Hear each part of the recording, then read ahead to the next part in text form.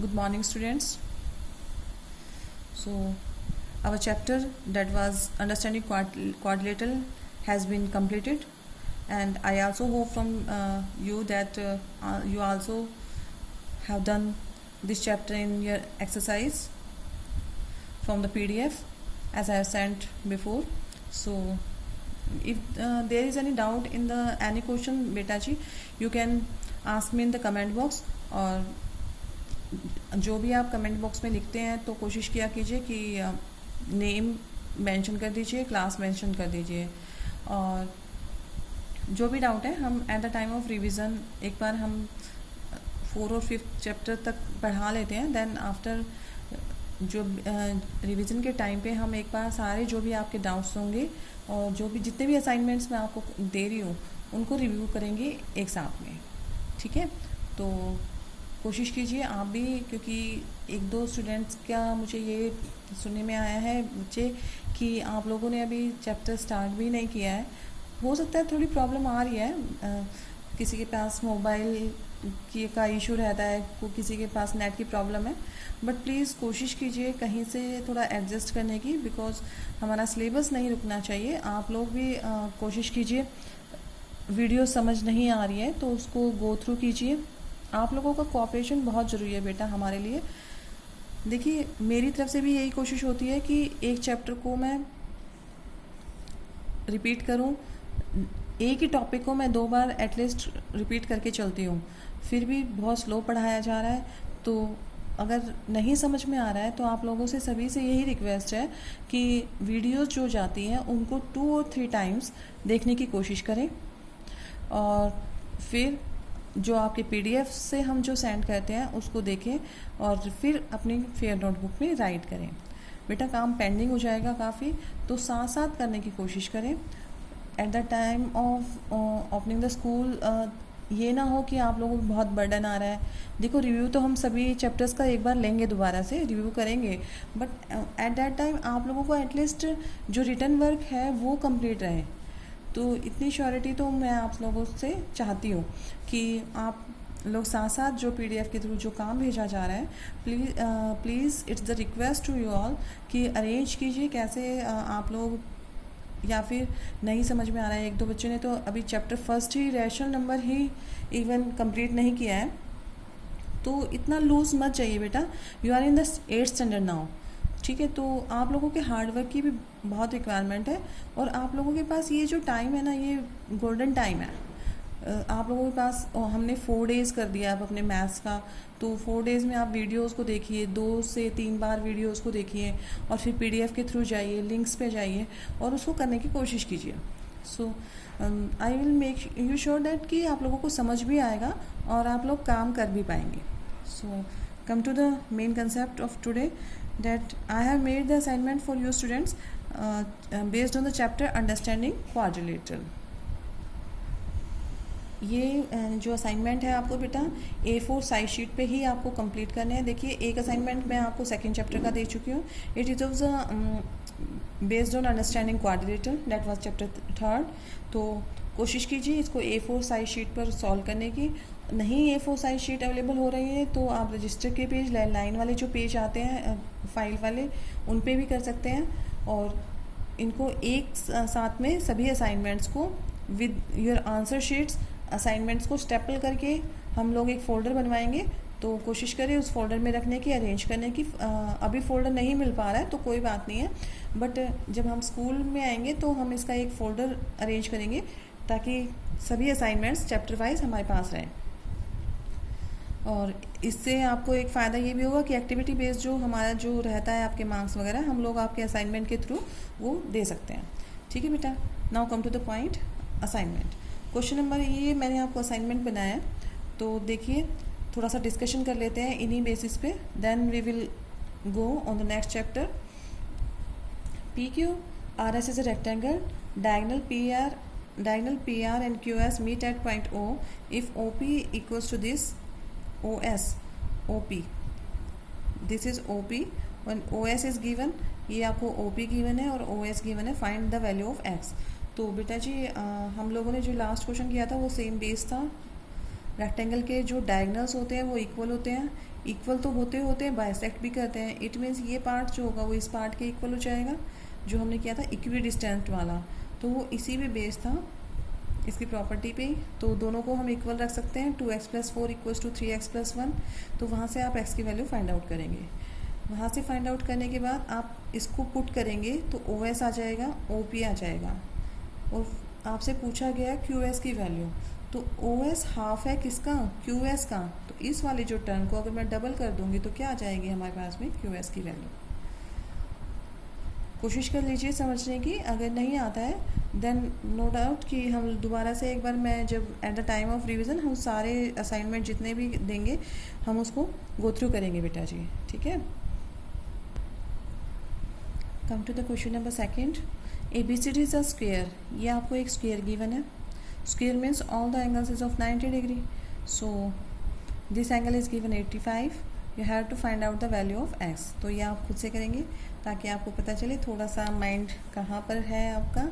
तो अपने जितनी भी मैंने प्रॉपर्टीज़ की गई है हमारे इस चैप्टर से बेस्ड, अंडरस्टैंडिंग क्वाड्रिलेटरल से बेस्ड, उन्हीं का यूज़ होगा, नो डाउट, कुछ बाहर से नहीं है, ठीक है। तो कोशिश कीजिए। Star is a trapezium in which ST, ये आपको एक ट्रेपेजियम गिवन है, एंगल S है 50 degree, angle T is also 50 degree. Find the two angles. We have to find out the value of angle R and angle E. Next is diagonals UK and HS of a rhombus. एक husk नाम का जो HUS के husk के एक rhombus है जिसके diagonals आपको गिवन है, या 7th क्लास में भी कर चुके हैं। रोम्बस की प्रॉपर्टी पे बेस्ड है, जो ये क्वेश्चन था ना बेटा आपका कि diagonals of the rhombus bisect each other. तो सेम यहाँ पर हम बाइसेक्ट, आपको डायगनल्स गिवन है ये 10 और 24, तो डायगनल का हाफ कर लेंगे, 5 और 12 हो जाएगा। और पाइथागोरस थ्योरम का यूज़ करते हुए you can easily find out the third side of the triangle and then you can find the side of the rhombus. Next question. An angle of a parallelogram is measure 85 degree. Find all the angles of the parallelogram. एक angle आपको दे रखा है 85 degree parallelogram का। Parallelogram है बेटा, तो आप प्रॉपर्टीज डिमाइंड करेंगे and then find the all the values of all the measures of the parallelogram. Come to the next question, question number 6। 3 angles of a quadrilateral are in the ratio 4:5:6. The sum of the least and the greatest of these is 160 degree. तो बेटा जी आपको क्या दे रखा है, 3 angles का ratio given है, that is 4:5:6, ठीक है। क्वाड्रिलेटरल के 3 एंगल्स गिवन है, तो इनको इसी टर्म्स में लेट कर लेते हैं हम, 4x, 5x, 6x। अब ये कह रहे हैं the sum of the least and the greatest of this. एक बात बताना, जब ये 3 एंगल है तो इन तीनों में से लीस्ट एंगल कौन सा होगा, डेट इज़ 4x, और ग्रेटेस्ट एंगल क्या होगा, डेट इज़ 6x। उन दोनों का सम दे रखा है कितना, 160 degree. Find the angles of the quadrilateral. चारों एंगल्स आपको फाइंड आउट करने। क्वेश्चन नंबर 7 देखिए, ये भी काफ़ी ईजी है। 4 एंगल्स के रेशियो दे रखा है आपको, तो let them in the terms of these ratios, 3x, 4x, 5x and 6x। चारों एंगल लेट कर लेंगे and then find the value of x, and then after putting in the same you can easily find out the 4 angles of the quadrilateral. Now come to the question number 8. The diagonals of a rectangle, एक diagonal given है DENT, intersect at point O। यहाँ पर एक point है O point. If angle EON आपको given है 50 degree, find angle ODT। You have to find out the angle 2। आपको angle 2 find out करना है, तो थोड़ा माइंड का यूज़ करना, प्रॉपर्टीज़ का यूज़ करना and try to solve it. Find x in the following figure. इसमें कौन सी प्रॉपर्टीज़ लगाएंगे, देखो सारे एंगल्स कहाँ दे रखे हैं बेटा, एक्सटीरियर एंगल एक्सटीरियर साइड में है, तो कौन सी प्रॉपर्टी का यूज़ कर लेंगे, exterior angles sum property of the polygon of any polygon. सभी किसी भी टाइप का पॉलीगन है तो एक्सटीरियर एंगल्स का सम कितना होता है, that is 360 degree. So you can easily find out the value of x। Same here you have given these 1, 2, 3 and 4 exterior angles. By using the exterior angle sum property you can easily find out the value of x. Question number 10th is also very easy. What will be the angle sum of a convex polygon. यहाँ पर आपको interior angles का सम बताना है बेटा, और interior angles का सम किसी भी पॉलीगन का हम लोग क्या फॉर्मूला यूज़ करते हैं, that is n minus 2 into 180. तो n की वैल्यू आपको गिवन है, so try to find the interior angles of the given polygon of given sides. ठीक है.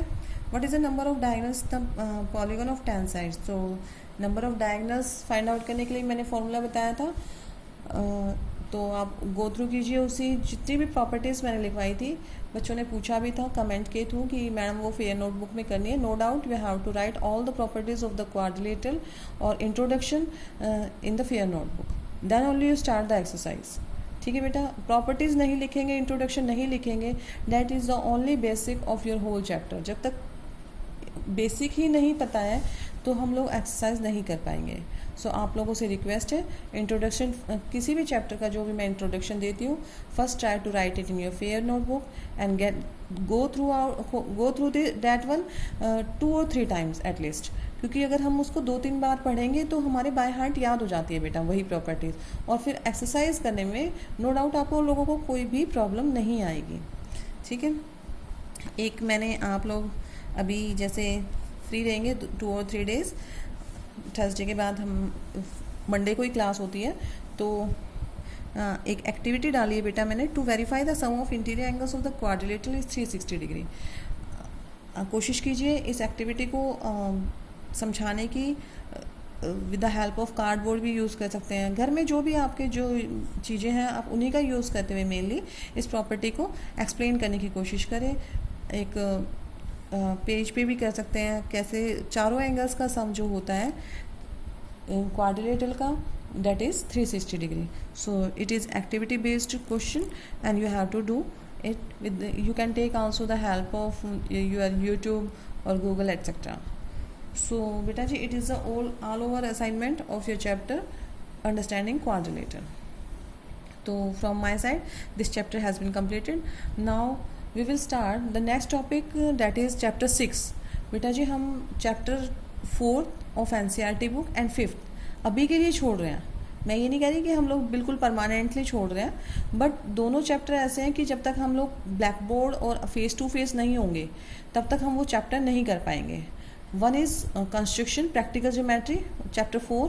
Your chapter 4 of your NCERT book is practical geometry and your chapter 5th is data handling.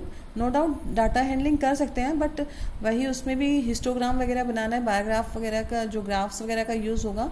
So during the time of lockdown आप लोग काफ़ी parents enable होंगे उसको लेने की, madam मेरे पास ग्राफ नहीं है, किसी के पास ग्राफ नहीं है, तो काफ़ी प्रॉब्लम्स आ सकती हैं. तो इसलिए हम लोग जिसमें कैलकुलेशंस हैं वही चैप्टर उठा रहे हैं मेनली. तो करेंगे जैसे हमारी क्लास रेगुलर बेसिस पे आएंगी तब हम इन दोनों चैप्टर को ले लेंगे. Chapter number 4 that is your practical geometry and chapter 5 that is data handling. So today I am going to start your new chapter, that is square and square root, chapter 6 of your NCERT book. ठीक है बेटा, तो start करते हैं अपना नया chapter, that is square and square root. देखिए बेटा चैप्टर है हमारा square and square root, that is chapter 6. तो स्क्वायर रूट बाद में स्टार्ट करेंगे. फर्स्ट आप लोगों को जो कंसेप्ट क्लियर करना है वो अपना स्क्वायर्स का करना है. ठीक है. चैप्टर सेम रहेगा. First we will try to get the basic of squares कि व्हाट इज द स्क्वायर्स क्या होते हैं बेटा. स्क्वायर अभी तक तो आप लोगों ने क्या पढ़ा है, 4 साइडेड फिगर. अभी क्वाड्रिलेटरल में पढ़ के आए हैं. It is square is a 4 sided figure having equal lengths. यही होता है, यही पढ़ते आए हैं अभी तक कि स्क्वायर ज्योमेट्री में यूज़ होता है और जिसकी चारों साइड इक्वल होती हैं. Each angle is of 90 degree, but it is used basically it is the quadrilateral, और जो भी है वो हम ज्योमेट्री में पढ़ते हैं. बट न्यूमेरिकल नंबर्स में हम स्क्वायर कैसे पढ़ते हैं, देखिए नंबर सिस्टम में square when a number is multiplied by itself is called its square. कोई भी नंबर जब खुद से ही मल्टीप्लाई किया जाता है बेटा, any number when any natural number when a multiply by itself, कोई भी ऐसा नंबर, कोई भी नेचुरल नंबर जो अपने आप से जब मल्टीप्लाई किया जाता है तो जो रिजल्ट आता है that is called the square of that number. समझ आया? कोई भी नेचुरल नंबर जब खुद से ही मल्टीप्लाई किया जाता है तो जो रिजल्ट आता है that is the square of the number. Let's see the examples. तो इसका सिर्फ आप यही स्क्वायर को कैसे डिफाइन कर सकते हैं, when a number is multiply by itself it is called its square. In the standard form, if x is any number, मान लीजिए कोई भी मैं एक नेचुरल नंबर लेके चल रही हूँ that is x, then square of x, square of x क्या हो जाएगा, एक्स इंटू एक्स, यानी कि एक्स को मल्टीप्लाई किया गया है एक्स से ही। When x is multiply by itself then the result x square is the square of x. देखिए कैसे समझते हैं इसको। देखिए बेटा, अगर मैं ये बोलूँ 2 का स्क्वायर, ये स्क्वायर जो होता है आप जैसे लास्ट ईयर पढ़ चुके हैं एक्सपोनेंट, तो it is the power, power में लिखा जाता है स्क्वायर। ठीक है, तो कैसे लिखेंगे इसको, when a number is multiply by itself, तो जो रिजल्ट आएगा that is the square of 2। आपसे 2 का स्क्वायर पूछा गया है तो 2 का स्क्वायर कैसे लिख सकते हैं, उसकी पावर में 2, and the number is multiply by itself, ये नंबर अपने आप से ही मल्टीप्लाई किया जाएगा, so that we can get the square of that number. ठीक है, अगर 3 का स्क्वायर पूछा जाए आपसे, what is the square of 3, तो क्या लिखेंगे, 3 into 3 that is 9। Now 4 square, तो 4 into 4 that is 16। So up to 10 it is very easy कि how to calculate the square of a given number. But याद रखिए बेटा, आप लोग 7th क्लास में भी कर देते थे, एक्सपोनेंट वाले चैप्टर में हम लोग 4 का स्क्वायर आता था, 4 का क्यूब आता था, तो आप लोग क्या करते थे, 4 3 जा 12, 4 2 जा 8। यहाँ पर इस जो पावर है उससे मल्टीप्लाई नहीं करना है। Square means this number is multiply by itself, ये नंबर अपने आप से ही मल्टीप्लाई होगा, then result is that the square of that number. Again the square of 3, 3 2 जा 6 नहीं होगा बेटा, 3 को 2 बार मल्टीप्लाई करना है, 3 इज मल्टीप्लाई बाय इटसेल्फ, अपने आप से ही मल्टीप्लाई होगा, so that 9 is the square of 3। Similarly अगर आपसे 5 का स्क्वायर पूछा जा रहा है तो 5 इंटू 5 दैट इज 25। 6 का स्क्वायर, 6 इंटू 6 दैट इज 36। 7 का स्क्वायर, 7 इंटू 7 दैट इज 49। 8 का स्क्वायर, 8 8 जा 64। 9 का स्क्वायर, 9 9 जा 81, एंड 10 का square that is 10 into 10 equals to 100। तो बेटा जी ये जो आपको मैं आपको या तो रिटर्न में लिख के दूंगी 1 to 30, it is a work for 3 or 4 days कि आप लोगों को वो स्क्वायर्स जब आप क्लास में आएंगे तो मैं आप लोगों से थोरली सुनूंगी बेटा, 1 to 30 तक स्क्वायर सबको लाना। ठीक है, अभी मैं आपको लिख के दे देती हूँ, तो पीडीएफ में भी मैं रिटर्न में छोड़ दूंगी आप लोगों के लिए। पीडीएफ में वहाँ से आपको स्क्वायर्स राइट भी करने हैं फेयर नोटबुक में, जब प्रॉपर्टीज़ बताई जाएंगी स्क्वायर नंबर्स की, परफेक्ट स्क्वायर्स की, तो उन के साथ में उससे पहले आपको स्क्वायर्स लिखने हैं सभी 1 to 30 तक बेटा जी। ठीक है, अब देखते हैं 11 का स्क्वायर क्या हो जाएगा, दैट इज़ डायरेक्ट लिख रही हूँ मैं 121। 12 का स्क्वायर दैट इज़ 144। 13 का स्क्वायर 169। 14 का स्क्वायर 196।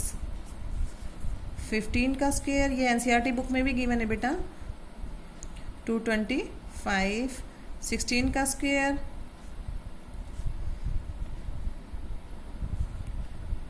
256। 17 का स्क्वायर 289। 18 का स्क्वायर 324। 19 का स्क्वायर, यहाँ पर स्क्वायर जरूर लगाएं बेटा, दैट इज 361, एंड 20 का स्क्वायर दैट इज 400।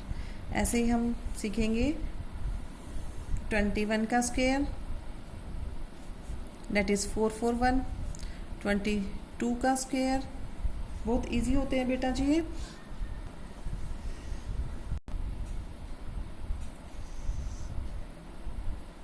23 का स्क्वायर बेटा डेट इज़ 529 और 24 का स्क्वायर हो जाएगा हमारा डेट इज़ 576।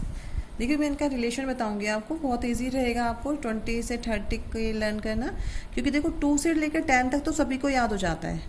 ठीक है, 25 का स्क्वायर इक्वल्स टू 625, 26 का स्क्वायर इज इक्वल टू 676, 27 का स्क्वायर इक्वल्स टू 27 का सेम हो जाएगा किसकी तरीके से 729 इसकी तरह, और 28 का स्क्वायर जो होगा वो 22 के स्क्वायर की तरीके से हो जाएगा, डेट इज़ 484 उसका था, तो इसका हो जाएगा बेटा 784, और 29 का जो होगा वो एज 441 है तो इसका हो जाएगा 841, और 30 का स्क्वायर इक्वल्स टू 900। ठीक है, देखिए 21 से 30 का देखते हैं एक बार। 21 का 441, 22 का स्क्वायर 484, 23 का स्क्वायर 529, 24 का स्क्वायर 576, 25 का स्क्वायर 625। ठीक है, यहाँ तक आप याद करेंगे। अब देखो दोनों में रिजेंबल क्या है, 24 और 26। यहाँ पर 5 है, ये 576 है, और ये कितना है 676 है, दोनों सेम हो गए। यहाँ पर 5 था, यहाँ पर 6 हो गया। अब 27 का स्क्वायर कुछ कुछ इससे रिजेंबल करता है, यहाँ 529 था, यहाँ पर क्या हो जाएगा 729 हो गया। अब 28 का स्क्वायर किससे रिजेंबल कर रहा है, 22 के स्क्वायर से, 784 484। ठीक है, और 29 का स्क्वायर है वो 21 के स्क्वायर से रिजेंबल करता है, यहाँ 441 और ये 841। सो आप बहुत इजीली आप 21 से 30 तक याद कर लेंगे।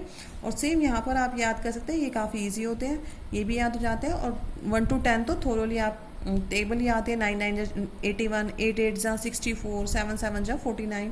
So similarly you have to write all these squares in your fair notebook and learn करेंगे, learn भी and write भी in your fair notebook after the define of squares।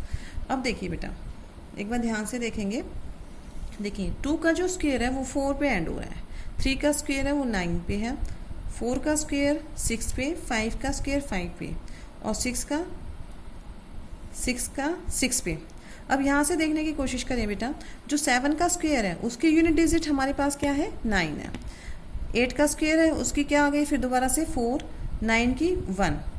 सो आप इस सबको एक बार या देखेंगे या फिर जज करेंगे तो जो हमारी लास्ट यूनिट डिजिट है ना वो या तो एंड हो रही है 1 से, 4 से, 9 से, 5 से या 6 से।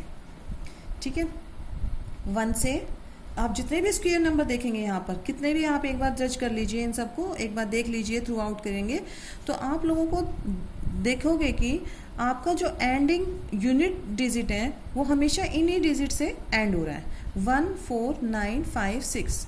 ये मैं आपको क्यों बता रही हूँ, देखो अगर आपसे सिंपली जैसे आप हायर क्लासेस में जाएंगे बेटा जी, कभी भी हायर है या फिर किसी कंपटीशन टेस्ट के लिए बैठते हैं, वैसे आपकी जो एक्सरसाइज में वो 1-2 क्वेश्चन पूछे गए हैं, बट आपसे कभी भी कितने भी बड़ी डिजिट का ये नहीं पूछा जाएगा कि आपसे ये पूछा जाए कि 133 का के स्क्वायर का लास्ट डिजिट क्या होगा, यूनिट डिजिट क्या होगा बेटा, तो आप कैसे बता पाएंगे उसको। तो वो चीज़ मैं आपको समझाने की कोशिश कर रही हूँ। आपसे सिर्फ कंपटीशन टेस्ट में या आपके जो एक्सरसाइज में 1-2 क्वेश्चन भी हैं वो आप यूनिट डिजिट देख के आप पता चला सकते हैं कि it is the perfect square और नॉट। अब आप ये सोचेंगे परफेक्ट स्क्वायर क्या होता है, तो पहले परफेक्ट स्क्वायर क्या होता है। Perfect square is a natural number और perfect square is a natural any natural number is a perfect square if the square of some natural number. देखिए 36 है, 36 किसका स्क्वायर होता है 6 का होता है। 25 क्या है, किसका स्क्वायर होता है 5 का स्क्वायर होता है। अगर मैं अब आपसे ये कहूँ कि 32 किसी का परफेक्ट स्क्वायर है तो नहीं है बेटा जी, देखिए क्योंकि 25 और 36 के बीच में आना चाहिए था 32 को, तो बट किसी भी नेचुरल नंबर का परफेक्ट स्क्वायर नहीं है 32, तो it is not the perfect square. Perfect square जब कहलाता है जब वो किसी का भी स्क्वायर होता है। ठीक है, स्क्वायर मतलब कोई भी नेचुरल नंबर जब आफ्टर स्क्वेयरिंग या फिर 2 टाइम्स मल्टीप्लाई होने के बाद जो नंबर देता है that is called the perfect square. ठीक है, ये all numbers are the perfect square. अब आपसे ये पूछा जाए कि 56 क्या परफेक्ट स्क्वायर होगा, तो बेटा जी नहीं है, क्योंकि 56 को कहाँ आना चाहिए था, इन दोनों के बीच में आना चाहिए था, बट 7 और 8 के बीच में तो कोई नेचुरल नंबर ला ही नहीं कर रहा, तो it is not the perfect square. ठीक है, तो आपसे कभी कभी ये पूछ लिया जाता है कि कोई भी बड़ा नंबर दे देंगे 1 3 5 2 8, इसका जो स्क्वायर होगा, इसकी यूनिट डिजिट क्या होगी बेटा, या वंस प्लेस क्या होगी। तो उस चीज़ को मैं आपको समझाने के लिए, देखिए उस टाइम पे आपको कुछ नहीं करना, सिर्फ इसकी यूनिट डिजिट देखेंगे, डेट इज़ 8। और कोई भी नंबर परफेक्ट स्क्वायर तभी बनता है जब वो उससे उसी नंबर से मल्टीप्लाई होगा। 1 3 5 2 8 को मैं अगर 1 3 5 2 8 से मल्टीप्लाई करेंगे तो 8 8 जा 64, यही होगा। बाकी हमें नहीं पता, लेकिन कितनी भी बार मल्टीप्लाई करोगे जो एंड पॉइंट आएगा वो क्या आएगा बेटा, 4 आएगा। तो मेरे कहने का मतलब ये है कि अगर हमें किसी भी बड़े नंबर के स्क्वायर की यूनिट डिजिट बतानी हो तो हम सिर्फ उसका लास्ट नंबर देखेंगे और उसका स्क्वायर करेंगे। 8 8 जा 64, और 64 का लास्ट नंबर क्या है, 4। तो उस इतने बड़े नंबर की जो यूनिट डिजिट होगी वो क्या हो जाएगी, 4। फॉर एग्जाम्पल, एक और एग्जाम्पल लेते हैं। देखिए, आपसे पूछा जाए कि 128, 8 तो हम कर चुके, या फिर 133, इनके यूनिट प्लेस का नंबर बताना है आपको। ठीक है, तो यूनिट प्लेस में हम ये नहीं करके देखेंगे 128 को 128 से मल्टीप्लाई करेंगे, ये नहीं करना है बेटा। आपसे सिर्फ यूनिट प्लेस पूछा गया, यूनिट प्लेस जो सबसे पहले आएगा 1 10, यूनिट प्लेस तो वही होता है यूनिट प्लेस। ठीक है, तो यूनिट प्लेस आपको बताना है, तो क्या कर देंगे, इसके यूनिट प्लेस का स्क्वायर, 8 8 जा 64, 64 तो लास्ट में क्या आ जाएगा, 4 is the unit place of square of this number. Similarly here आपको लोगों को ये नहीं करना कि 133 को मल्टीप्लाई करके देखेंगे हम लोग 133 से, और फिर आप इसका एंड जो वंस डिजिट होगी या यूनिट डिजिट होगी तब आप उसको फाइंड, यूनिट डिजिट तो हमारी यहीं से आ जाएगी, 3 3 जा 9, क्योंकि बाद में चाहे कितनी भी नंबर मल्टीप्लिकेशन हो यही नंबर उतरता है लास्ट में, हमारा यही होता है। तो आप किसी भी नंबर का अगर के स्क्वायर के नंबर का लास्ट यूनिट डिजिट देखनी है तो क्या हो जाता है बेटा, square of this unit number. तो 3 3 जा 9, it is the unit digit of square of given number. ठीक है, आप इजीली से फाइंड कर सकते हैं चाहे कितना भी बड़ा नंबर हो। एक और एग्जांपल देख लेते हैं हम लोग, लाइक 172। 172 का हमें यूनिट डिजिट पूछी है इसने, सबसे लास्ट वाली डिजिट क्या होगी। तो हम इस टाइम पे इसको मल्टीप्लाई नहीं करेंगे, 172 का स्क्वायर करेंगे तब इसकी लास्ट यूनिट बताएंगे। 172 के स्क्वायर की यूनिट डिजिट पूछी है उसने, तो सीधा सीधा क्या करेंगे, लास्ट यूनिट डिजिट देखेंगे, डेट इज 2। अब 2 का स्क्वायर क्या होता है बेटा, 4, तो दोबारा से हम क्या कर देंगे, 4। समझ आ गया। चलिए, अब हमारा टॉपिक आता है दोबारा से, हम सेम चलते हैं अपने टॉपिक पे। हाँ जी बेटा, परफेक्ट स्क्वायर्स और स्क्वायर नंबर्स। तो देखते हैं हम लोग क्या होते हैं परफेक्ट स्क्वायर। अभी अभी बताया था, x square is a perfect square of x.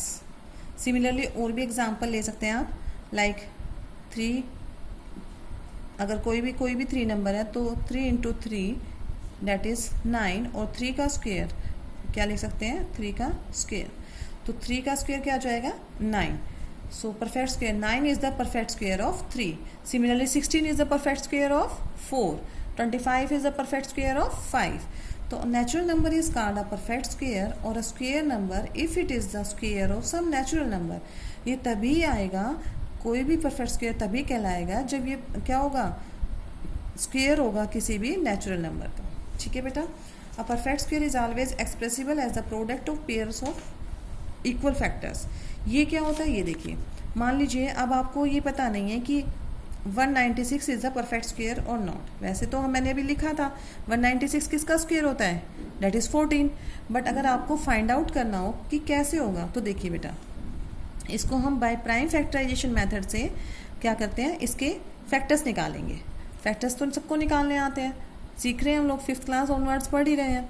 तो देखिए इसके फैक्टर्स क्या क्या हो जाएंगे, 2 9 जा 18, लेफ्ट 1, 2 8 जा 16, 2 4 जा 8, लेफ्ट 1, 2 9 जा 18। अब किस पे जाएगा बेटा जी, 7 7 जा 49 एंड 7 1 जा 7। तो परफेक्ट स्क्वायर होगा कि नहीं होगा? तो कैसे निकला बेटा? परफेक्ट स्क्वायर होगा अगर ये एक्सप्रेस होगा कैसे? Product of pair of equal factors. ये भी 2 है, 2 इंटू 2 यानी कि परफेक्ट स्क्वायर बनाएगा। 7 इंटू 7 ये भी क्या बनाएगा? Perfect square. तो यानी कि 196 इज द 196 को हम कैसे लिख सकते हैं? 2 का स्क्वायर इंटू 7 का स्क्वायर लिख सकते हो। तो इसको हम दोबारा से हम क्या लिख देंगे? 2 इंटू 7 का होल स्क्वायर। और ये कितना हो जाएगा बेटा जी? 14 का होल स्क्वायर। तो यही तो था 14 का whole square. So perfect square की डिफाइन हम यहाँ से ले सकते हैं। परफेक्ट स्क्वायर इज ऑलवेज, तो किसी भी नंबर का निकालना हो, जैसे मान लीजिए अब 256 निकालना है, हमें ये पूछा गया है whether 256 is a perfect square और नॉट। तो क्या होंगे? प्राइम फैक्टराइजेशन मेथड से देखेंगे बेटा इसको। 2 1 जा 2, 2 2 जा 4, 2 8 जा 16, अगेन 2 6 जा 12, 2 4 जा 2 3 जा 6, 2 2 जा 2 16 जा 2 8 जा 2 4 जा एंड 2 2 जा 4। यही करेंगे, ठीक है। अब 256 को हम कैसे लिख सकते हैं? 256 is the perfect square of 2 into 2। Pair perfect square तो तभी बनेगा ना जब हम इनको क्या कर देंगे, क्या करेंगे? प्राइम फैक्टर के पेयर्स बना देंगे। प्राइम फैक्टर के पेयर बनाते चलते हैं। अगर ये पूरे कंप्लीट पेयर्स हैं तो ये परफेक्ट स्क्वायर होगा। एक पेयर ये बन गया, एक पेयर ये बन गया, एक पेयर ये बन गया और एक पेयर ये बन गया। बन गए सबके पेयर, ठीक है। सबके पेयर है तो परफेक्ट स्क्वायर को हमने कैसे एक्सप्रेस किया? Product of pairs of equal factors. तो इसको कर देते हैं, क्या कर देंगे? इसको 2 का स्क्वायर लिख देती हूँ, इसको भी 2 का स्क्वायर, इसको भी 2 का स्क्वायर, इसको भी 2 का स्क्वायर। अब क्या कर देंगे? स्क्वायर कॉमन ले लेते हैं ऊपर। तो ये कितना हो जाएगा? 2 इंटू 2 इंटू 2 इंटू 2 और that is perfect square of किसका आ गया बेटा जी? 2 2 जा 4, 4 2 जा 8, 8 2 जा 16। तो 256 is the perfect square of 16। ये मैं सिर्फ आपको समझाने के लिए है, अदरवाइज ये एग्जाम्पल आपको नो नीड, एक ही एग्जाम्पल दे देंगे आप लोग फेयर नोटबुक में। A natural number is called a perfect square और square number if it is the square of some natural numbers. Got it? Now come to the some properties. We have some properties based on these perfect squares. ऐसे तो properties काफ़ी हैं but जो important properties हैं बेटा वही मैं आपको बताऊंगी। क्वेश्चंस फिर बोल रही हूँ, क्वेश्चंस बहुत इजी हैं इस चैप्टर से रिलेटेड। आप लोगों को डरना नहीं है कि ये क्या नया टॉपिक बता दिया मैडम ने, है ना। What is a perfect square? Square, perfect square वही कहलाता है जो किसी भी नंबर का स्क्वायर है, ठीक है। तो that is called the perfect square. अब उनकी प्रॉपर्टीज़ पढ़ते हैं बेटा। थोड़ा इंटरेस्ट दिखा के पढ़ेंगे ना कि हाँ ये तो बहुत है, सिर्फ प्ले विद नंबर्स है। आप ये चैप्टर ऐसा है जो आप ऐसा लगेगी कि आप नंबर्स के साथ ही खेल रहे हैं, ठीक है। तो कोशिश कीजिए थोड़ा सा समझने की बस। अदरवाइज जब आप एक्सरसाइज करेंगे आप ये कहेंगे हमें सब कुछ आता है, बहुत ईजी चैप्टर है ये। Property first, a number ending in 2 3 7 और 8 is never a perfect square। ठीक है बेटा, जिस कोई भी कितना भी बड़ा नंबर हो, अगर उनकी यूनिट डिजिट में 2 आ रहा है, 3 आ रहा है, 7 आ रहा है, 8 आ रहा है, तो वो कभी भी परफेक्ट स्क्वायर नहीं होगा। सो आपका एनसीईआरटी की बुक में इसी पे बेस्ड क्वेश्चन है कि आपसे कोई भी डिजिट पूछ ले, कोई भी बड़ा सा नंबर दे दिया और उससे आपसे ये पूछेंगे क्या ये परफेक्ट स्क्वायर है, तो जिसके भी एंड 2 3 7 8 से होगा तो it never be a perfect square. For example एक बार देखिए, हमने कितने भी स्क्वायर्स पढ़े थे बेटा, यहाँ हम 1 से स्टार्ट हुए थे और 30 तक पढ़े हैं।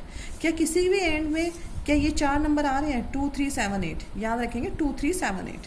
किसी के भी यूनिट डिजिट 2 3 या 7 8 से एंड हो रही है? नहीं हो रही। 1 4 9 6, 1 4 9 6, 1 4 9 5 6, बस हमारी ये डिजिट एंड हो रही है जो मैं आपको बता चुकी हूँ बेसिक में, ठीक है।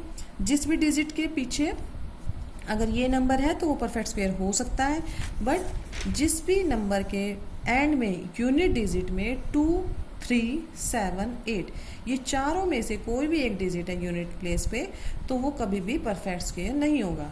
हम इसके एग्जांपल दे सकते हैं like 127, 127 is never a perfect square, कभी भी परफेक्ट स्क्वायर नहीं हो सकता।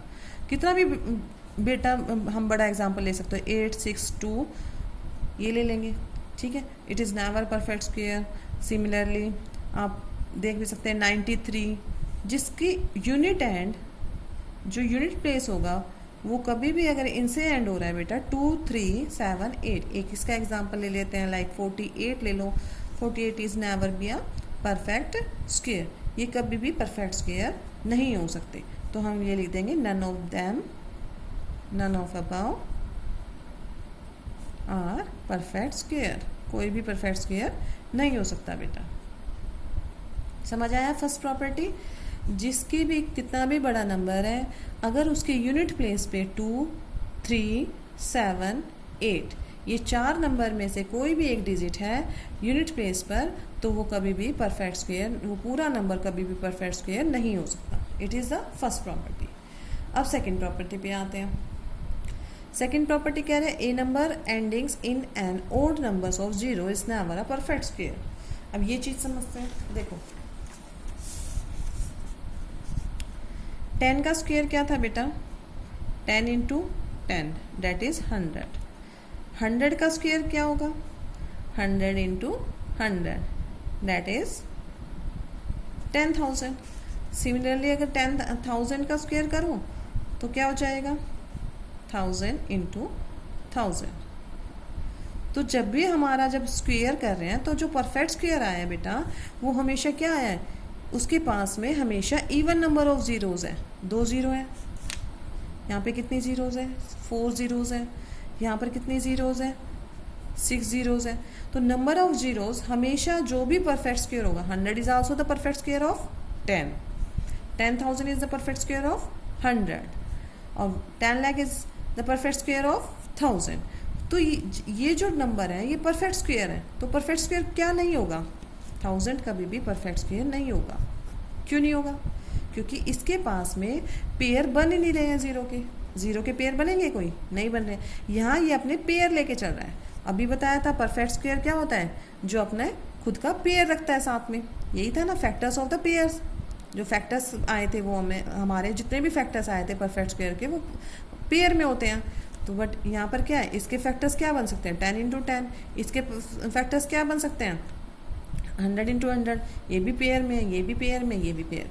बट इसके जो फैक्टर्स होंगे वो पेयर में नहीं है, तो it is not the perfect square. तो सिंपली आपको ये याद रखना है कि जब भी जीरो ओड नंबर में आएगी तो it never be a perfect square. For example 9000 is never a perfect square. कितनी नंबर ऑफ जीरोज़ हैं, 3 है। 3 कैसा नंबर है, ओड नंबर है। तो ओड नंबर में जब भी जीरो होंगी it is not a perfect square. और एग्जाम्पल दे सकते हैं इसका 170, कितने जीरोज़ हैं, 1 जीरो है। 1 क्या होगा, ओड नंबर होगा। तो जब भी नंबर ऑफ जीरोज़ ओड में होंगी, when number of zeros equals to odd, तो it is never be a perfect square. It is never be a perfect square.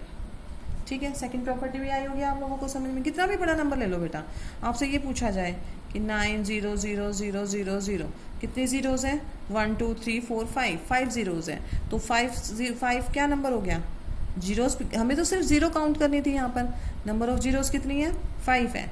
तो 5 है तो क्या हो जाएगा, never be a perfect square, क्योंकि 5 क्या है, ओड नंबर है। 0 6 में होती तो 6 जीरो होती तो it is a perfect square. समझ आ गया। अब आते हैं इस पे थर्ड प्रॉपर्टी। थर्ड प्रॉपर्टी है हमारी बेटा, the square of an even number is always even. ये तो बहुत ईजी है, किसी भी इवन नंबर का जो स्क्वायर होगा वो हमेशा इवन ही होगा। कैसे, देखो 8 का स्क्वायर क्या था, 64। 8 कैसा नंबर है, इवन नंबर है। 64 भी क्या नंबर है, इवन नंबर है। कोई भी एग्जांपल ले लीजिए आप अपनी मर्जी से। 12 कैसा नंबर है, इवन नंबर है। 12 का स्क्वायर जो आएगा रिजल्ट वो भी क्या होगा बेटा, इवन नंबर होगा। ठीक है, आ गया समझ में। अब छोटे छोटे एग्जांपल ले लेते हैं। 2 कैसा नंबर है, इवन नंबर है। इसका स्क्वायर भी क्या हो जाएगा, 4। These are all even numbers. ठीक है, तो देखा होगा अभी आपने, square of any even number is always even. Come to the property fourth property भी काफ़ी इजी है आपकी। Fourth property, the square of an odd number is always odd. याद हो जाएंगी, जो किसी भी ओड नंबर का स्क्वायर, मान लीजिए 3 is a odd number, 3 is एक कोई भी ओड नंबर है, इसका स्क्वायर करेंगे तो जो रिजल्ट आएगा वो भी ओड नंबर ही आएगा।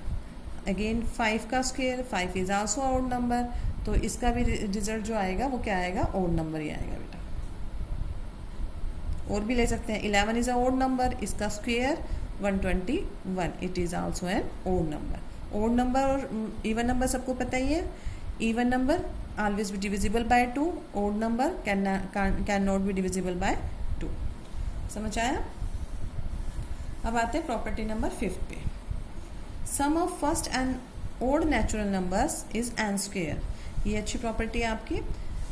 सम ऑफ फर्स्ट, यहाँ पर वर्ड देखेंगे फर्स्ट, ये नहीं है बीच में से उठ के कहीं से भी आ गए ओड नंबर और उसका सम हम कह रहे हैं कि एन स्क्वायर होगा।